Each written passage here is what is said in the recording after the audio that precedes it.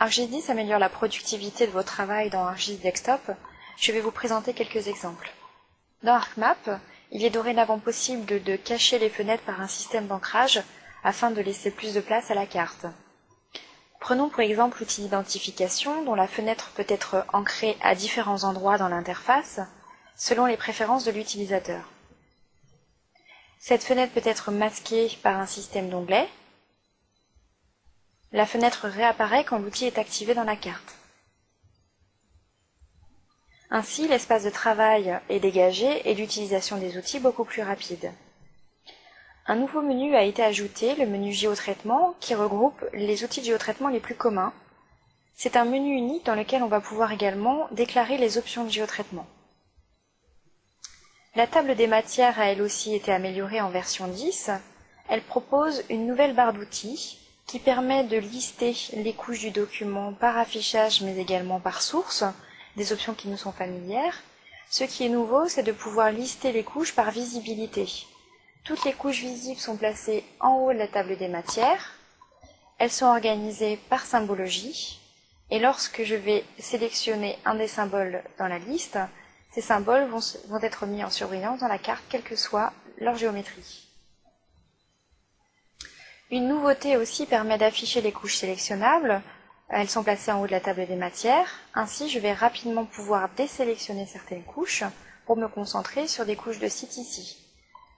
J'effectue une sélection au lasso dans ma carte et celle-ci est mise en évidence dans la table des matières. Je désélectionne ici les entités sélectionnées dans ma carte et j'ancre la table des matières. Un point fort d'ArcGIS, c'est la fenêtre de recherche. Celle-ci vous permet de retrouver des ressources sur votre disque local, par exemple ici des données de parking. Mais je peux également lancer cette recherche sur le réseau d'entreprise ou sur ArcGIS Online. Un simple clic sur le résultat de la recherche va ajouter cette nouvelle donnée dans ma table des matières. La fenêtre de recherche me permet également de rechercher des outils.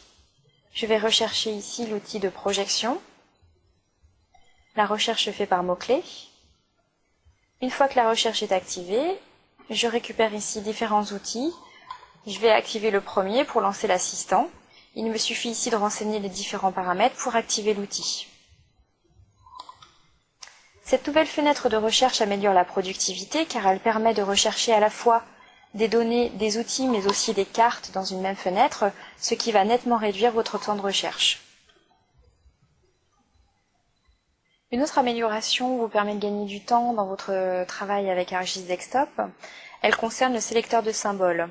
Dans cette fenêtre, vous allez pouvoir utiliser une boîte de dialogue qui vous permet ici de saisir un mot-clé qui sera ensuite recherché dans tous les fichiers de style afin de mettre en évidence tous les symboles associés ici au mot parking. Je vais donc rapidement pouvoir modifier la symbologie dans mon document. Alors comment gagner encore du temps dans cette nouvelle version d'ArcGIS 10? La fenêtre d'ArcCatalogue a été intégrée à ArcMap. Ainsi, je vais pouvoir travailler dans une seule application pour naviguer dans ma base de données et éventuellement créer une nouvelle classe d'entité ou tout simplement ici ajouter une nouvelle donnée par un cliquer-déposer dans ma carte. Une nouveauté concerne les classes d'entités. Ici, nous allons pouvoir intégrer une description sur chacune des classes d'entités qui permet de décrire les données par un récapitulatif, mais également des illustrations.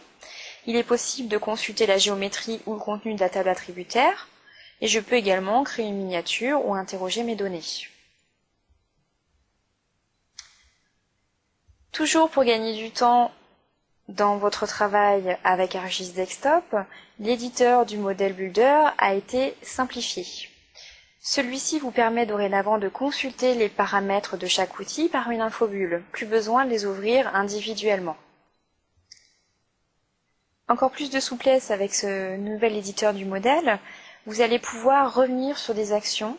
Par exemple ici, je supprime différents éléments de mon modèle et je me rends compte que je voulais les conserver. Dans ce cas, je vais pouvoir récupérer mon modèle initial, quel que soit le nombre d'actions opérées dans cette session d'édition.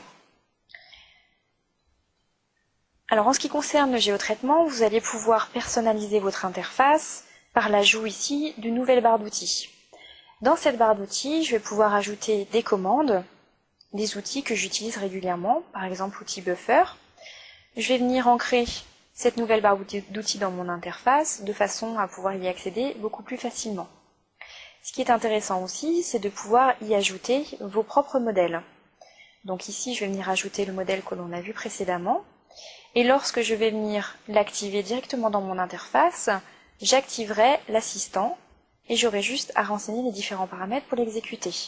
Alors ce qui est nouveau ici, c'est de pouvoir visualiser l'avancement de mon géotraitement qui est mis en arrière-plan. La mise en arrière-plan de cette tâche va me permettre de continuer à travailler dans mon interface sans être gêné, sans être bloqué par cet outil. Ainsi, je vais pouvoir revenir à la table des matières et une infobulle m'indiquera la fin du traitement en arrière-plan.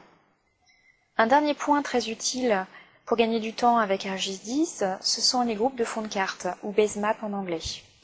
Ici, dans mon document, j'ai deux couches consacrées aux routes qui s'affichent de manière saccadée et lentement dans mon document. Je vais créer ici une nouvelle couche de fond de carte afin d'optimiser l'affichage de ces données. Je renomme ici mon groupe de couches, qui permet de mettre en cache les données vectorielles et raster. Alors, je vais glisser mes entités vectorielles et raster, de façon à activer la mise en cache de ces données.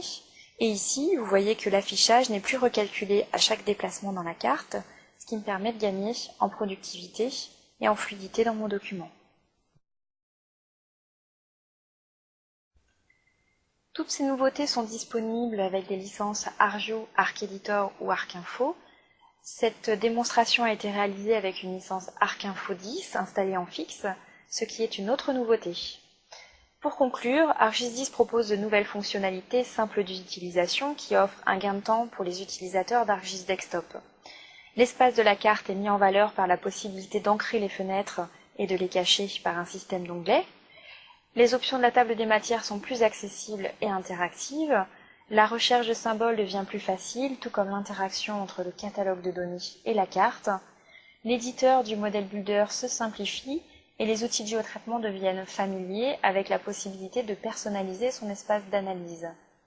Le géotraitement est moins contraignant puisqu'il peut tourner dorénavant en arrière-plan, ce qui ne bloque plus l'utilisateur dans son travail avec ArcMap.